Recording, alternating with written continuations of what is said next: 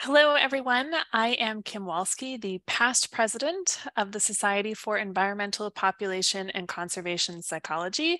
And today is our final webinar for 2022, and actually my last webinar as host. So it's been a pleasure spending one day a month with all of you. But you can look for an announcement sometime after the new year from our current president, Katie Pedito, with her plans for the 2023 webinar series. So today's topic is actually a panel discussion on careers outside of academia. It's a topic that has certainly garnered a lot of attention on academic Twitter, and one that is increasingly, I think, important for us to be mindful of. I'm certainly seeing many of my students wanting advice on how to navigate this. And much of the credit for organizing today's webinar really goes to Division 34's Student Committee, and in particular, the chair of that committee, Naseem Dillman-Hasso. And Naseem, I will add you to our virtual stage. Naseem and I are going to co-moderate the discussion today. I'll hand it over to him in just a moment to introduce our panelists and to give you a little more motivation for today's webinar. But just as a reminder, we are recording today's session, and we'll post it on Division 34's YouTube channel. A number of you have already submitted questions in advance, which is great, but we encourage you to put questions in the Q&A box at any point, and we will try to incorporate them as best we can. Our goal is to make this session as useful to you as possible. So without further ado, I will turn it over to Naseem. Thanks, Kim, for that introduction. Hi, my name is Naseem, and I'm the current chair of Division 34 Student Committee and a PhD student at Ohio State University. Just a little bit of motivation for why we're doing this. Over the past few months, we've gotten a lot of requests from graduate students for some sort of programming around careers that aren't in academia. So we decided to pull together this panel discussion with people from different non-academic fields. So today we have people doing consulting research and governmental work. And we, as Kim mentioned, we have a number of pre-submitted questions, mostly by students, but we also encourage you all to use the Q&A function if you have live questions, and we will try to moderate those. I'm going to give a brief introduction for each of our speakers before I let them go into a more detailed overview of their career paths.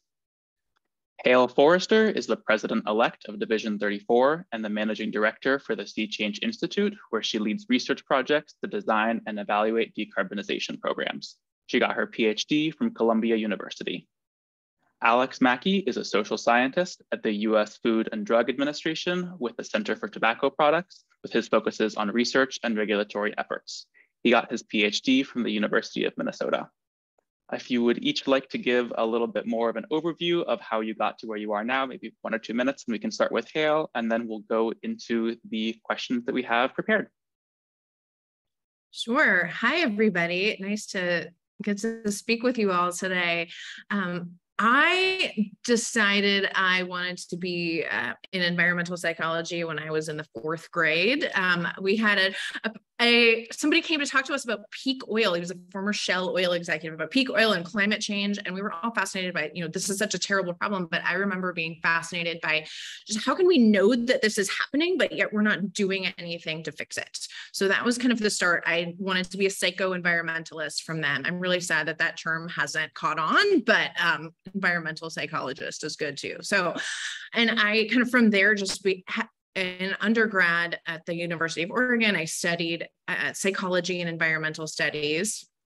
And then after undergrad, I started working in industry, kind of went out, where can I get a job doing this? So I fell into the energy space and doing process evaluation and market research in the utility industry. So there are actually utilities, as many of you probably know, spend billions of dollars every year trying to get their customers to use less energy. And so there's a big research industry that's evolved around that to try to help utilities do that better. So I did a lot of survey research and experimental design and to try to help utilities get their customers to use less energy. And I decided that this is interesting, but I want to level up a little bit and figure out how I can, get more knowledge about this. So I went back to graduate school to get my PhD at Columbia at the Center for Research on Environmental Decisions.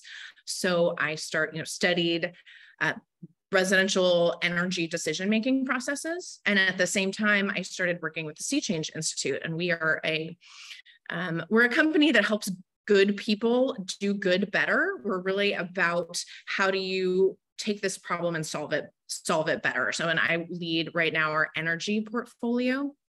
And I spend a lot of time doing research with utilities and with market actors. We're trying to change consumer behavior.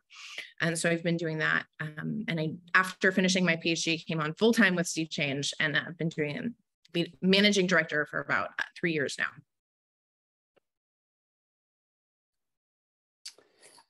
Great. Well, it's nice to chat with all of you, as Hale mentioned. Excited to be here. My path, started in graduate school. A lot of my research was focused on environmental psychology related topics, but also some health behavior stuff, some pro-social stuff. From there, I went and did a 3-year postdoc at Vanderbilt University with their Institute for Energy and Environment, where I worked on like a really interdisciplinary team of scholars focusing on climate change related issues. And primarily my work was on like climate change messaging, trying to understand climate change skepticism, also people's perceptions of different climate change policies, why they might support different policies over others. From there, I did a 1-year science policy fellowship in Congress, where I worked in a US Senator's office on climate change policy and environmental policy. And I'm happy to say more about that and in response to future questions. After that, I did a 1.5 year science policy fellowship on the executive branch side at the US Department of Energy in their Energy Efficiency and Renewable Energy Office, where I primarily worked on program evaluation, some of it of energy conservation related behavioral programs, but some of it investments, grant decision-making, things like that. From there, I transitioned to being a federal employee, full-time federal employee at FDA, where I'm at Center for Tobacco Products now, where I work on kind of science related to tobacco product use and perceptions, some of that touching on environmental topics, most of it not. So I'm happy to talk about kind of how that experience has differed compared to the Department of Energy. But that's been the pathway to where I'm at now. Awesome. Thank you both for those little overviews of how you got to where you are now. I think that a great question to kick this off with is, what were your motivations for choosing non-academic careers? So like at what point did you make that decision? Was it kind of like linear? Did you know it from the beginning? And yeah, just what led you to choose a non-academic path? I can go first. I pretty much always knew I wanted to go non-academic path. I wasn't sure when I went back to grad school. I knew that I wanted to become an expert in methodology and in experimental design. So I went back to grad school for psychology, but I have always been more impact focused than theory focused in my own work. So I was really wanted to be in a space where I could help people solve these immediate problems and have an impact, and decided that I would choose that non-academic route to really be able to work with utilities and people who are making those policies, rather than spending my time having more theoretical insight. So that was my motivation. Yeah, I think I knew going into graduate school I was going to explore an academic route primarily at first. I always allowed myself an easy out if I wanted to go in the nonprofit world of government work. It was important to me that I had impact with my work, and I think sometimes in academia I felt that, sometimes I didn't. But I explored the academic career path for a number of years, applied and interviewed for positions. Ultimately, just nothing seemed like the right fit for me. And so I heard about the science policy fellowships. The congressional one I had was through the American Psychological Association. The executive branch one was through the American Association for the Advancement of Science, or AAAS, but it's kind of an overlapping program. But I had never heard of these science policy fellowships before. And I'm like, well, these sound pretty fascinating. I applied for them, not thinking I'd really have a chance at getting the congressional fellowship because it's really competitive. And I got it. And I was like, this is just too fascinating to turn down. And so that kind of started me on the path kind of away from academia. So it wasn't necessarily planned. It was always an acceptable path in my mind, but it became much more viable once I kind of got that fellowship. I think it's interesting that both of you touched on the impact of your work, because that was definitely a common theme through a lot of the questions that people submitted beforehand. So I'm wondering if you can expand on that a little bit more about how you see impact of your work differ in academia versus kind of in non-academic careers. Alex, if you want to go first with that one. Yeah, sure. It's interesting. I always did applied research, as a graduate student and a postdoc. Impact was always important to me, but you still worry about, okay, I did this cool study, it got published in a journal, and it just sat there and didn't do anything. So impact was really important to me. When I worked in Congress, you can see the impact of what you're doing, right? You're helping draft legislation. You are in the room where senators are meeting. You are chatting with stakeholders from the state at which my senator worked, or where she's from. And so you can feel the impact, right? You're getting to talk about science. You're getting to try to think about how to use science in an effective way to reach some kind of important goal for society. I will say, I'll probably get into this later. For me, one of the biggest trade-offs between academia and working in the federal government is that in the federal government, I, again, feel the impact that I'm having. I'm working on really important issues that are sometimes front page New York Times or Washington Post. That's pretty incredible. The downside, though, is I don't have a lot of say over the research I do per se. It's not as much opportunity to be creative and pursue the thing that I think is really the most important thing. So that's one of the important trade-offs. But yeah, I felt the impact for sure where I'm at right now. Yeah, and I think there's a lot of great academic researchers who have been hugely impactful and have created a lot of change. And for me, I think the impact that I wanted to look at was really about being translational and I saw all of this great academic research happening, and a lot of it was not getting through to actual policy. So I saw great academic research, and then, the state of programs was such that it needed that in between. So I decided I wanted to be involved in being that behavioral scientist, to be that vector between the academic theory that is, these great ideas, and how do you actually help people apply them.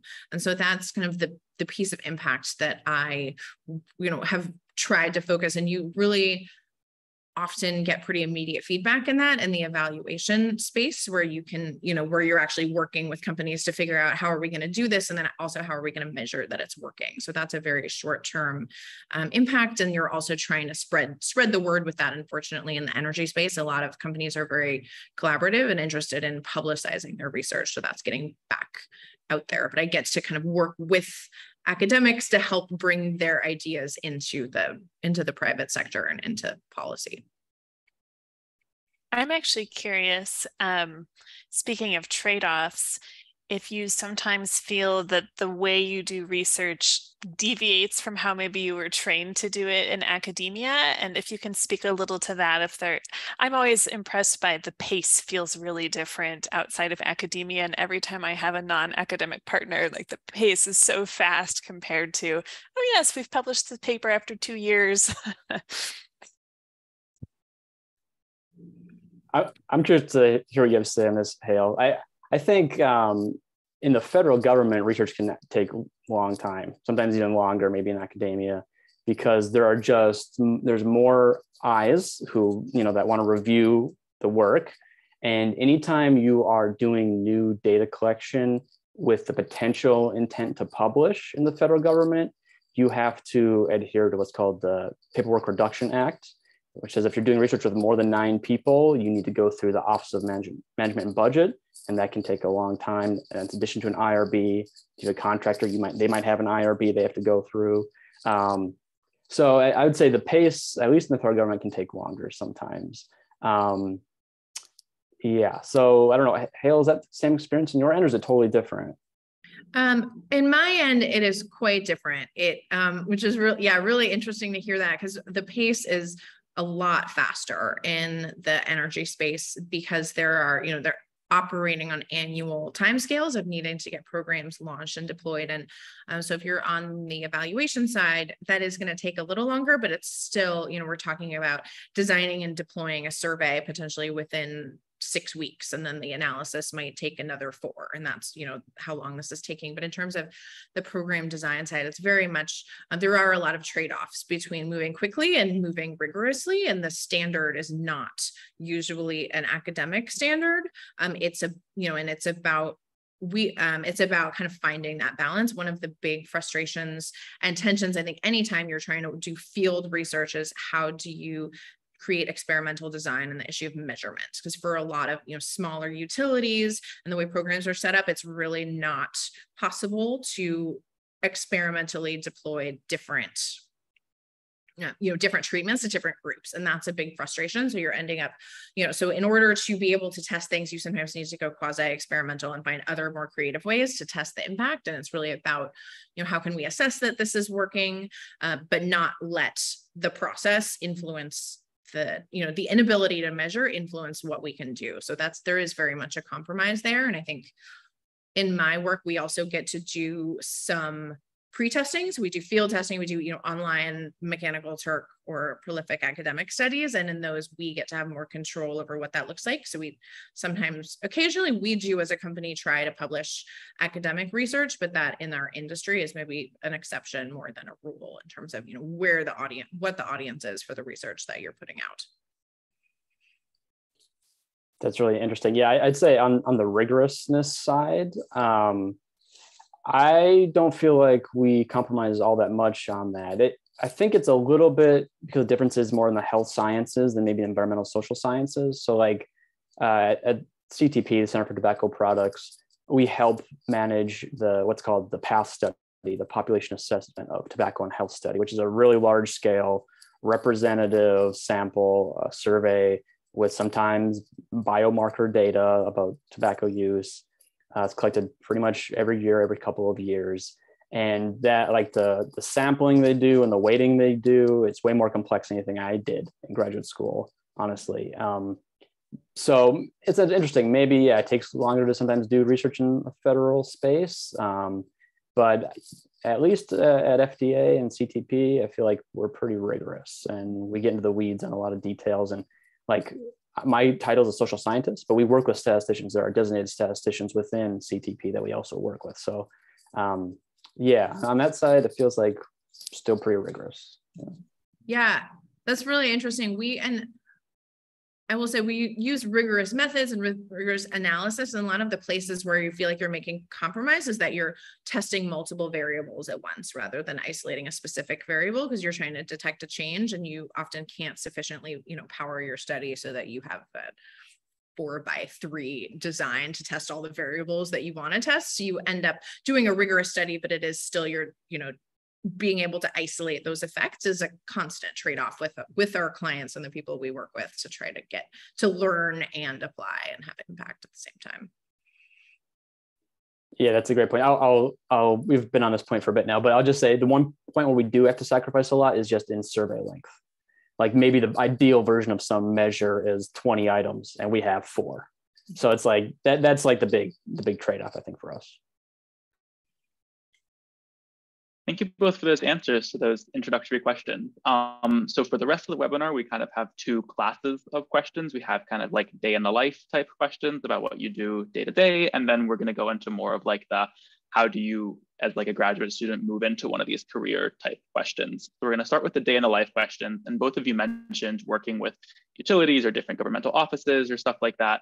And so I'm just curious about if you guys can speak a bit to the variety of situations and contexts and challenges of working with different groups, like kind of who you end up working with. Do you often end up being the only social scientist on a team, or are you working with other social scientists, and what that looks like?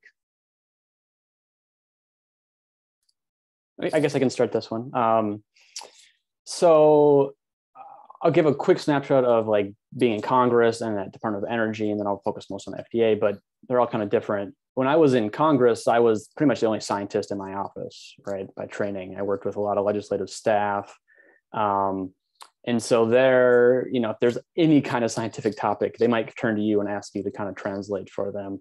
And so that was interesting. Going to DOE, I was with a lot of other scientists, but they're like engineers, physical scientists, physicists, environmental scientists on occasion. I was the only social scientist really that I worked with. And so I did a lot of interdisciplinary work, super interesting. But to be honest, I missed being with social scientists. And that's one reason why I ended up going to CTP. I'm on a team of about 30 social scientists. So like, I don't actually know anywhere else in the federal government that has that many social scientists altogether. which is a lot of fun because then we can geek out about all the method stuff and all the stats stuff, and we can commiserate. And if I need to know how do you measure this one thing the best way, I have 29 other great minds to ask. So at CTP, I would say my work falls into 2 or 3 buckets. I help pitch new research ideas that can inform the mission of CTP, which is to decrease harm done by tobacco products, make sure people don't start, people who have started transition to a less harmful product. So I might come up with new research ideas. I also help kind of manage research. Sometimes we fund other folks to do research, whether that's a contractor or whether that's folks in academia. So I might help give feedback on that research and help kind of manage some of that research.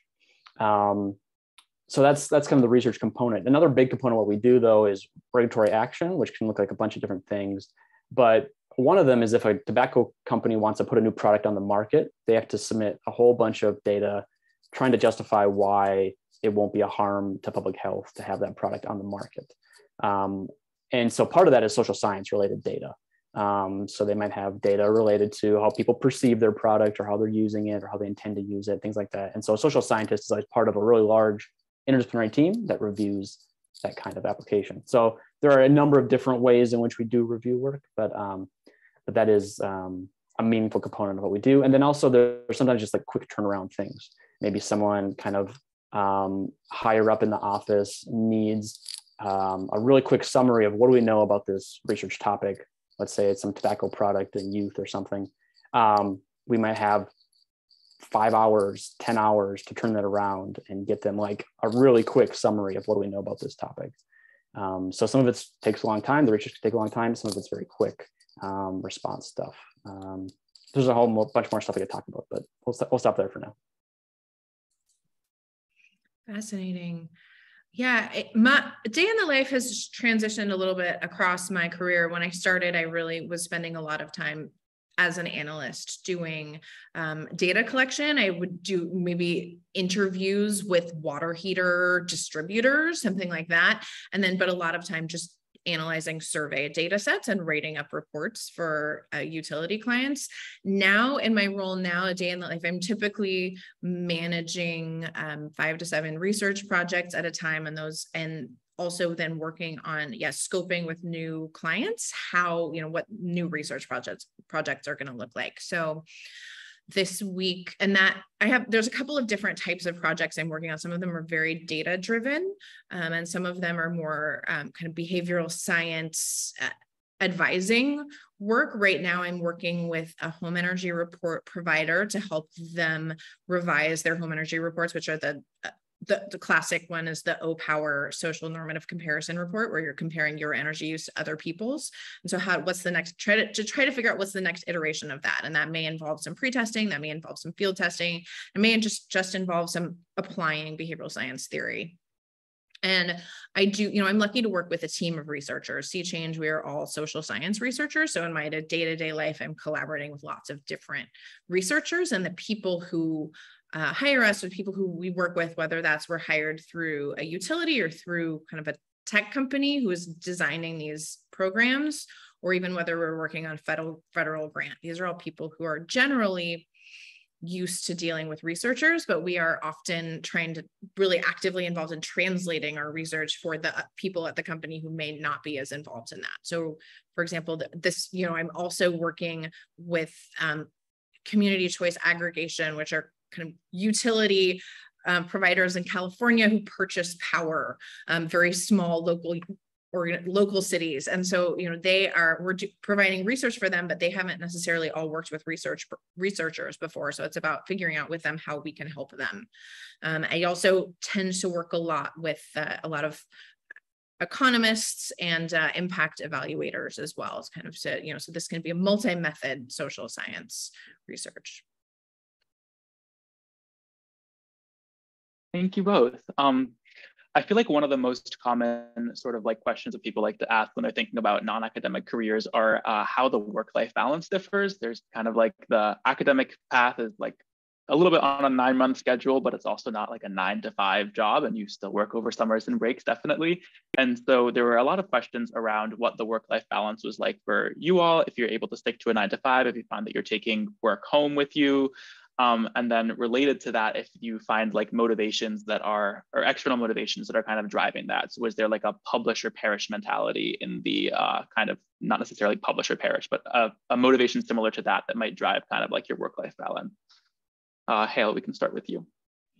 Yeah, I think work-life balance is, I guess I can't say that it's better because I haven't ever been a faculty position in academia, but certainly, you know, it is, when I first started out, I was kind of, it was such a relief to be able to close my laptop at 5 and stop working. And I think as you go forward in consulting, you're definitely, there is, you know, that is a bit of a tension, but they're really, all of the companies that I have worked for and talked with, everybody is very mindful of this. And as you're managing projects, you are going to have clients that email you. But when we say consulting, we're not talking about, you know, big, the classic 80-hour work week. This is very much something where, you know, people want it to be sustainable. And there is that balance. And there are also different, I think, levels of that. And depending on how you're in the industry at nonprofits, that there's going to be even more of a work-life balance there than consulting. That there is not a publish or perish mentality in this space at all. We're as a consultants, we're very much contract based. So you're also working on managing your billable hours. And I think as an introductory analyst, that's the thing that most people tends to be surprised for you, because you will be typically, you know, given an assignment to work on and told a number of hours that you have to spend on it. And that can be flexible, but that is really a change for people. So it's really a different way, for most people, a very different way of tracking your time and thinking about how you're getting things done. So there are, you know, definitely times when I want to go deep and spend 400 hours on something, and I actually have to get it done in 40. And then I can go back to the client and say, hey, this is really fascinating. There's more to do here. Let's keep going. Or I can, you know, do it in my own time and turn that into a publication. But that's what I say for consulting in this space is the biggest tension. Yeah, I'd say, I mean, like Hale, I've never been a full-time faculty member, so it's a little bit hard to compare in a way, but everyone from the director of the Center for Tobacco Products down to my supervisor emphasize work-life balance all the time. Like, it is a huge priority. Yeah, very much when I'm done with work, I'm done. I'm not doing anything else for it. You're not even really allowed to work overtime. Like, you have to like navigate that if there's a need for that with your supervisor. Benefits, I think, are great. I would say I think the pay is on average better than academia. I had a daughter last year, and I had 3 months fully paid time off, no questions asked. I had like a sign a form, like that was it. And I still accrued like vacation time during it. I don't know, it's crazy. So it's really good. If you need to take care of a kid, you need to take care of an elder, easy to take that time off. People tell you to, like, they insist on it. So yeah, work-life balance is great. When it gets to be, you know, late May, I'm like, I remember when I had these 3 months off, sort of, and that was nice. We don't get that. So it takes getting used to work the full 12-month, you know, year. But other than that, it's been great. Nice, thank you both. I'm going to transition a little bit away into a more of a fun question, but what's your guys' favorite thing about your job? So we've talked a little bit about like the weeds and stuff like that, but like, what do you really enjoy about the space that you work in now? I guess I can go. Probably two things. One is just getting to work on research that, I'm not the one always like picking the topic per se. Sometimes I get to, but getting to see that just kind of translated into people's work. Like, some of the research we do might directly inform the regulation that we do. And so that's just kind of fun seeing that get translated. It takes a while, but it can be really rewarding. But the other thing is what I already mentioned, which is just working on a big old team of social scientists. Like, it's just fun. I rarely work on something all by myself. Usually at least there's 2 or 3 of us. And often I'm working across disciplines, which I also find really enjoyable. So I work with epidemiologists and statisticians and toxicologists, environmental scientists, and more than that. And so it's just fun getting to learn from people and practicing how you communicate about your science and your research to folks outside their discipline. So those are some of my highlights. I would say very similar highlights. I really like getting the tangible feeling of teaching my clients things and learning from them as well about what they need and really seeing this tangible change. There's going to be a different design of this home energy report that we created together, and how that's working, and seeing that process go and then getting feedback about how it's working better can be really rewarding, and it's really neat. And it's a fun team to work with. I like the way that we work at Sea Change. I like getting to pull in academics and as contractors and working with different people, and having this really core team of really strong researchers to work with is really fun, and they're great people. And there's a lot of thought put into that work culture and making sure that that is a positive experience for everyone. Awesome. And then last kind of day in the life question before we transition to the how you kind of got to where you are now type of questions. And this is about opportunities to do your own research or keeping ties with kind of like academic world. And so the question is, if you're doing industry work, is it necessary to keep academic ties? Can you do your work completely separate from academia? Or if you want to keep those ties, how do you do that aside from just going to conferences and networking? And also, what opportunities do you have to do your own research, I guess industry and governmental? And we'll start with Hale. Yeah, great question. So it varies a lot, I think, depending on where you are. I would say Sea Change is a unique case that we are quite close to academia. And we actually have a couple of projects right now where we have academic researchers on our team who are leading the work of writing up some of the projects that we've done into academic papers. But I would say that that is the ideal, and it takes some work outside work to actually make that happen. And you can get some flexibility there, but it is very much a part of my life, certainly, and I enjoy that, getting to do both of those pieces a little bit, even though most of what I do is really focused on private sector and presenting things in different spaces. But at conferences are very much still a part of my annual cadence. It was just presenting at Behavior, Energy, and Climate Change. There are also a lot of energy conferences. I was at the ACEEE, American Council for Energy Efficiency Summer Study on Energy Efficiency in Buildings in Monterey, California in August, which was delightful. 5 days of hanging out with energy nerds who are, turns out, really cool people who have nighttime bonfires and drum circles, and it was awesome. So, there is, for me, that sense of rigor and also the applied, and that's very much a meeting in the middle. But I think you're going to have different experiences depending on what kind of a company that you're working for. Well, I can't say I have drum circles in the federal government, but well, let me start with the publish or perish question as part of the end of your other question, Naseem, because I didn't address that. We do not have publish or perish. If you do publish as part of your job, it's very much seen as like a bonus. And more than anything, the effort of research is to inform regulatory efforts. And if you publish, that's a bonus. A lot of people do publish. As far as working on your own research or keeping ties to academia or other folks doing research. So I came to CTP originally doing environmental behavior stuff. And that's not so much what I do for my day-to-day job. And so because of that, I'm able to keep doing that work, but it has to be in my free time. Right. It can't be during the workday, or I have to take off time during work. If there's like a meeting, let's say, between researchers during the workday, then I may have to take off my own time to attend that. So that's a real downside, but you can keep doing it. The other thing that's kind of can hinder the process a little bit is anything I still do as what's called an outside activity has to be reviewed by at least a couple people within CTP. So if I'm on a paper that is nothing to do with tobacco products, still people are going to want to review it at CTP just to make sure I'm not making some kind of claims or divulging information about CTP or our internal research. So that can make it tricky. If someone is like, oh, Alex, do you want to be on this poster with us? I need to get the abstract submitted by tomorrow. It's like, can't be on it. Sorry. Like, it's just too quick of a pace for me to get that review.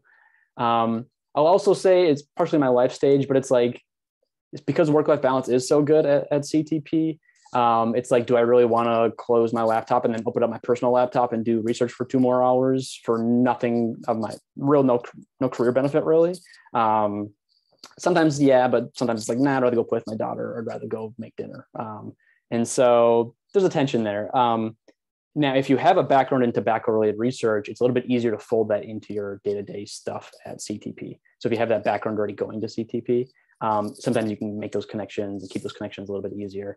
But because my background is not that, it's exclusively outside of work, and that brings on its own kind of set of issues. Awesome. Thank you both. So now we're going to transition to a little bit more of the practical questions of kind of how to look for jobs outside of academia, what that process looks like. And the first question is, what was the application process like in each of your fields? How relevant is a CV in addition to a resume? Because academia really puts the emphasis on CVs. And then when going into non-academic fields, how do you market yourself if you're coming from an academic field? And we can start with Alex on this one.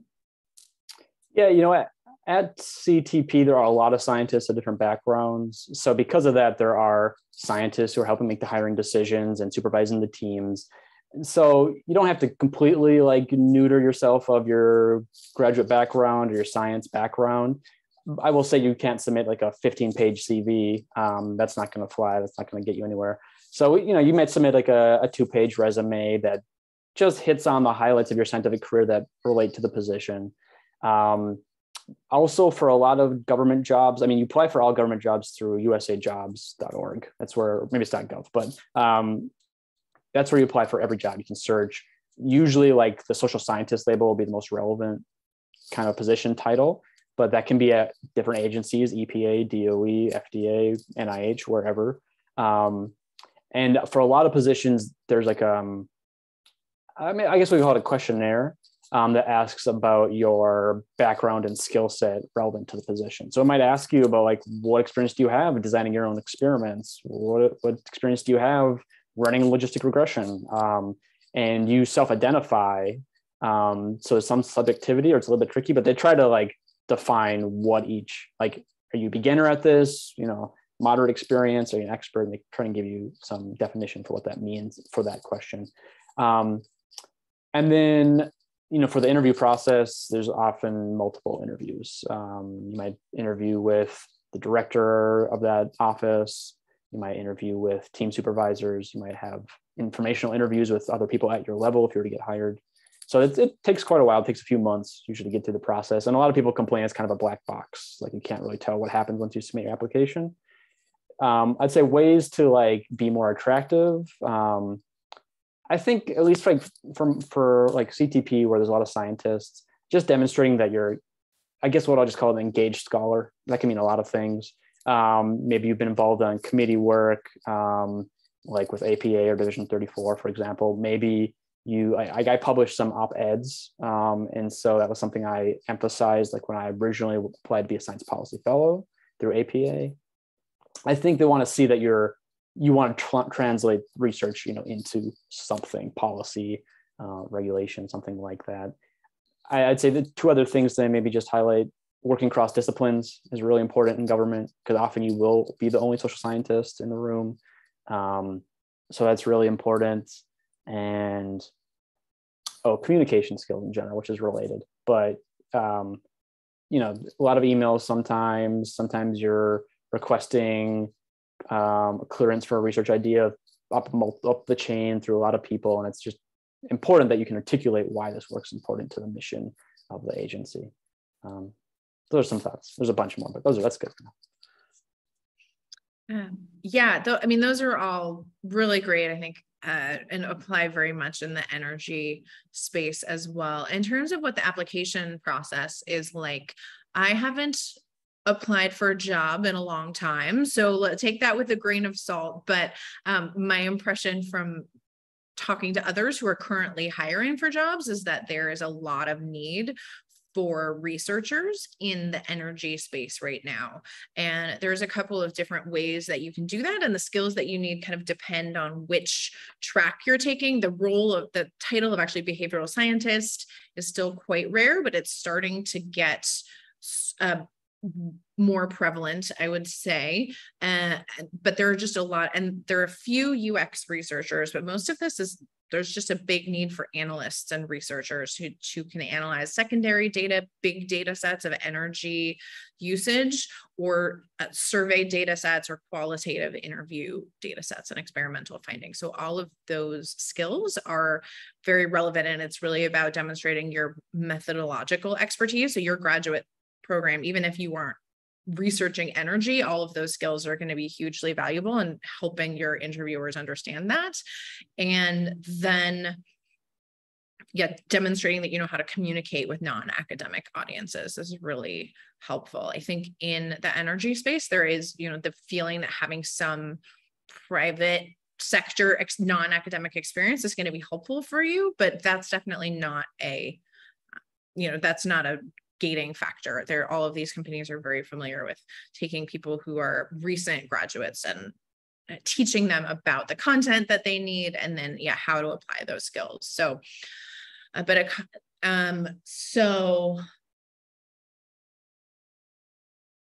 yeah, and I think, I mean, specifically right now, they're very much in demand. And I have even a couple of specific people who reached out to me knowing that I was doing this, saying, that they have jobs they're trying to fill for behavioral scientists. Ruben Sussman at American Council for an Energy Efficient Economy is looking for a recent graduate who knows behavioral science and research. And then the ICF Customer Insights team and Customer Insights and Behavioral Science team is also looking for a couple of people to fill out their behavioral science and research groups. So, and there's others companies as well who are looking for this. And the application process is not, I mean, it's not as rigorous as I would say as the US job application process, for sure. You know, you're looking at, there varies company by company, but a few applications, maybe a work sample, and yeah, you will kind of go forward. So start doing informational interviews with people and kind of figuring that out is a good place to start. And Alex, you mentioned kind of like social or behavioral scientists as the tag on USA Jobs, and Hale, you mentioned like survey analyst or researcher, stuff like that. Are there any other keywords or phrases that you guys think are helpful to search for when you're looking for jobs? The person who submitted this question said, for example, social scientist doesn't always return job opportunities for someone who wants to work on survey design or consumer behavior interventions. How can we find these paths on virtual platforms other than networking? Yeah, I'm trying to think what other like social scientist is like a defined position by the federal government. When I was at DOE, I was working with someone who did program evaluation, but at that time there was not like an official term for program evaluation. I think there might be now, or there will be soon. So that's something else that can also use our skill set. I'm trying to think though. I mean, scientists generally might capture it, but I'm trying to think when I was applying for a few other federal jobs, what they were. I wish it could be more helpful. It's usually social scientist. It can be described in the position description differently, but usually the title is social scientist.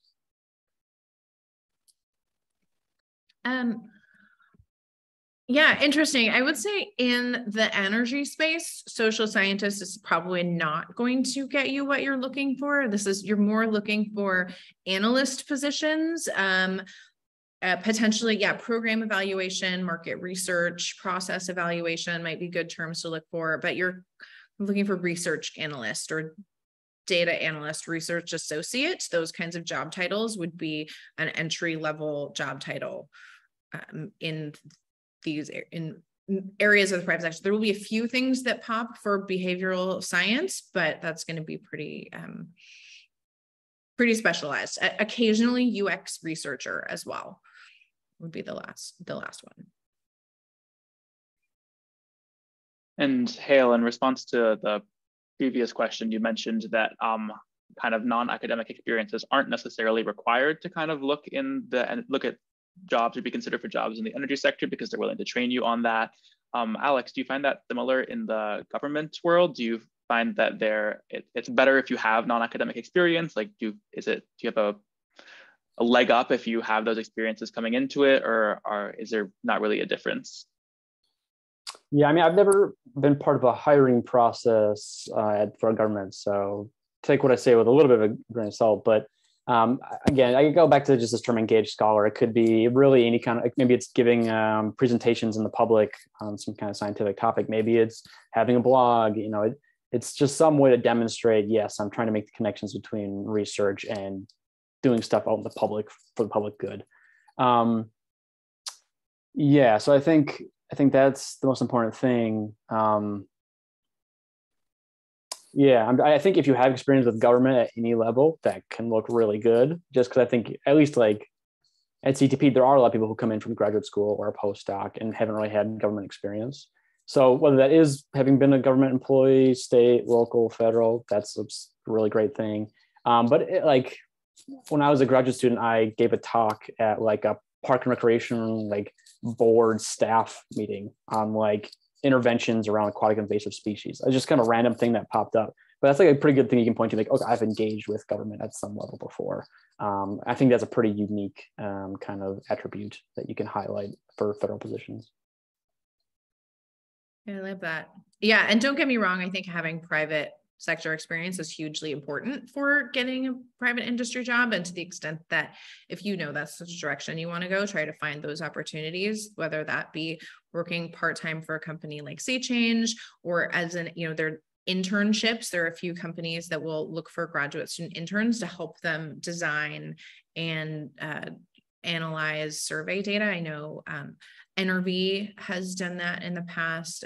Sea Change has done that as well. And I think there are probably others too, but there's no, that I'm aware of. If anybody has resources, please share them. There's no kind of centralized clearinghouse for these jobs right now. I think there are starting to be some behavioral science job boards that people are keeping up to date. And I know there recently been a lot of UX job. I think the process for demonstrating that you are a UX researcher is a little bit different, and I am not as familiar with that, but I think that has to do more with, you know, a familiarity with qualitative research. So seeking out qualitative research experiences could be valuable if you think that is of interest to you.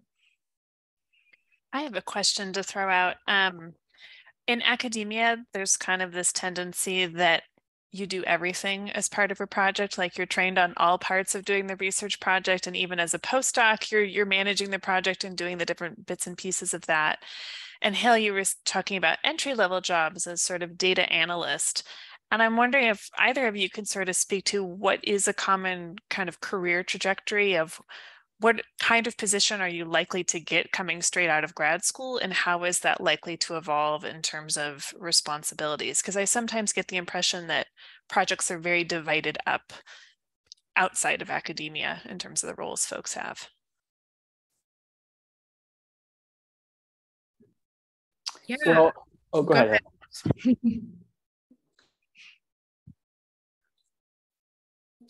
So I'll answer briefly, and then Alex, I'll turn it over to you. I think in my industry, it depends on the company. If you're working at a bigger company, you might tend to specialize a little more in one component of the research process than if you're working at a smaller company, but that's not necessarily true. You may be on a team that's focused on evaluation. So if you are, you will probably start out where we typically start people out is on the analysis side. So you may have input in, survey or instrument design, and then you're really leading the analysis and writing.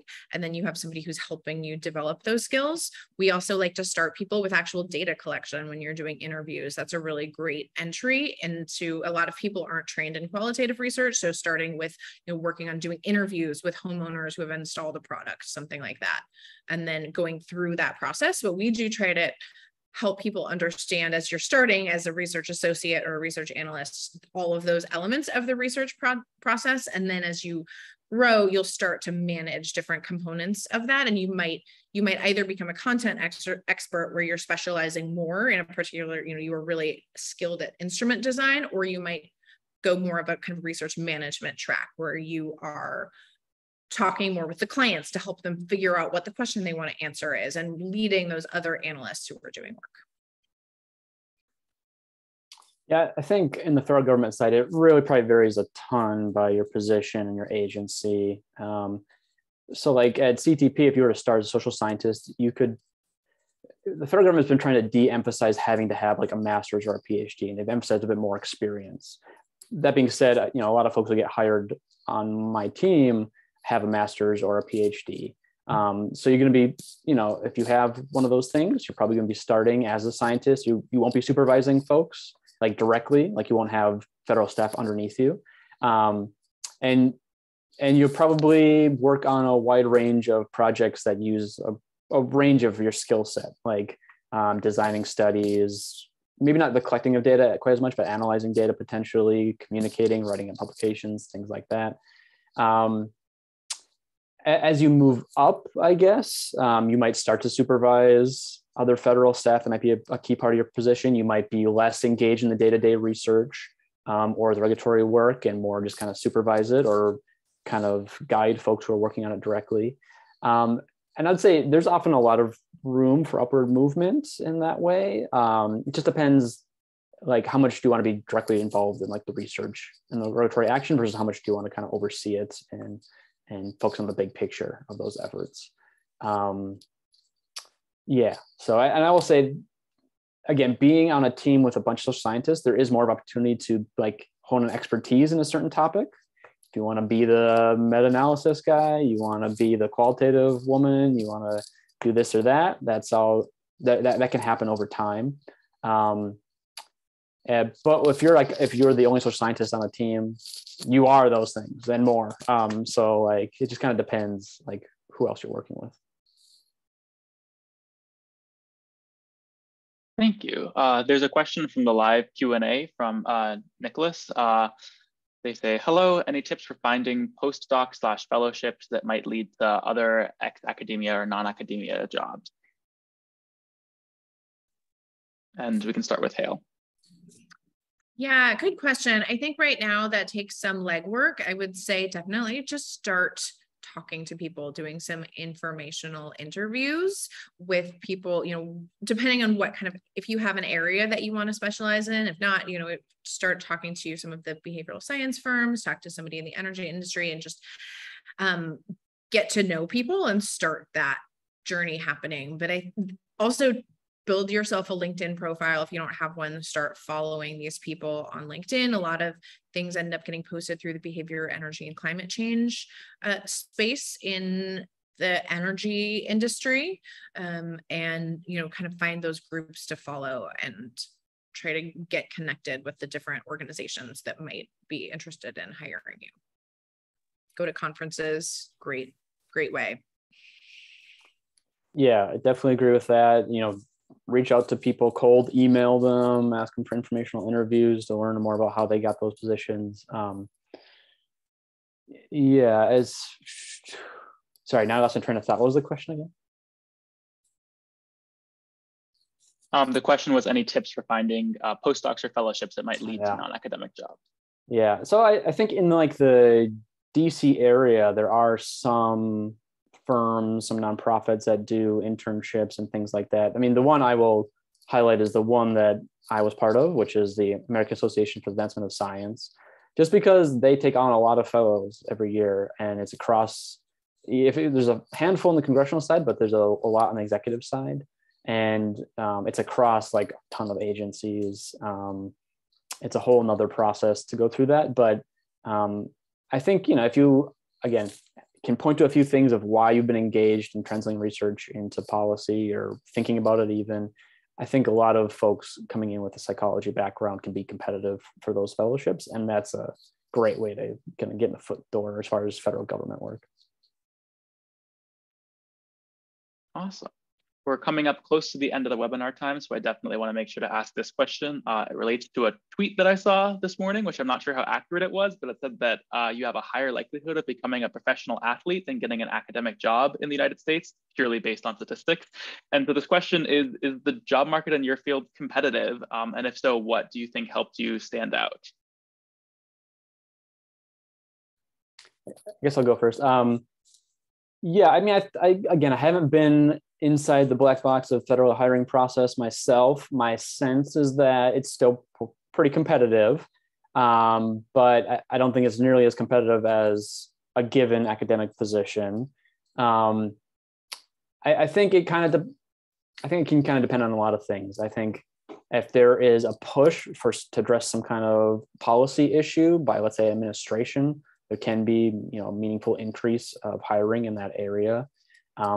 That being said, if a certain administration decides that topic is not important, that means there might not be really any hiring in that area for a while. So it's a little bit depends on leadership in the federal government. But I will say, at the Center for Tobacco Products, there's been quite a bit of hiring. There's a lot of postings if you look for us. And so I don't think it's, quite as competitive as the academic space. Yeah, as I alluded to earlier, I think it depends on what track you're in. Right now, there are not a lot of tech companies hiring social scientists, is my impression. But in energy, that energy hiring tends to be its own trend that can often be counter to broader economic trends. And right now, there are a lot of energy companies looking for skilled researchers. It is a small industry. So if you're looking for a senior level position, you may kind of have to wait for something to, open up just because there are a limited number of companies. But yeah, John says Knology is hiring, and there are really a lot of companies out there. And I was just at Beck, and there are a lot of companies who are looking actively right now for people. And so it is, you are going to have to go through a job application process, but there are definitely some great jobs out there. There are also example posts of ACEEE is looking for behavioral scientists, as is ICF right now. And I know that there are other consulting companies looking as well. We have about 3 minutes left, and my thought for ending this is either from your own experience of transitioning to your positions or when you've seen other people come fresh out of grad school to take on a job, what's sort of one thing that you think people are often surprised by or maybe don't expect that they wouldn't necessarily know until they really start their job? Just something to kind of help our audience prepare a little bit. Once you land a job, how is day one going to be a little bit different than maybe what you were used to in grad school? For me, I think just the pace and the idea of just managing your time differently is going to, some people catch it on right away, and some people take a little bit more time to get used to that. I really like it. I like the fast pace, but it is definitely a different way of thinking. Yeah, I'll say for me, it's just, for lack of a better word, how formal it can be at times. Like you have a lot less of a free rein to just like shoot off messages to other academics or scholars, or like to put together a research idea and start the research. Like there are my supervisor might have to review some stuff. We were talking about it recently at work in the context of like, what if you're trying to do a meta-analysis and you want to reach out to authors who published articles? You can't just do that as a federal employee. You can't just randomly contact a scholar at an academic institution and ask them for information about their study, for example. So that is unexpected. You just need to be very mindful of like when you can communicate and how. Yeah. Great. Thank you both. Naseem, are there any other burning questions you wanted to ask in the last 30 seconds? I don't think so. I just wanted to thank you both, Hale and Alex, for being willing to participate in this panel, and also Kim for letting us do this for the last webinar. And I hope that all the attendees found this helpful, and this will be posted on the Division 34 YouTube page. Yes, thank you both. This has been great. And we'll see the rest of you in the new year. Thank you. Bye.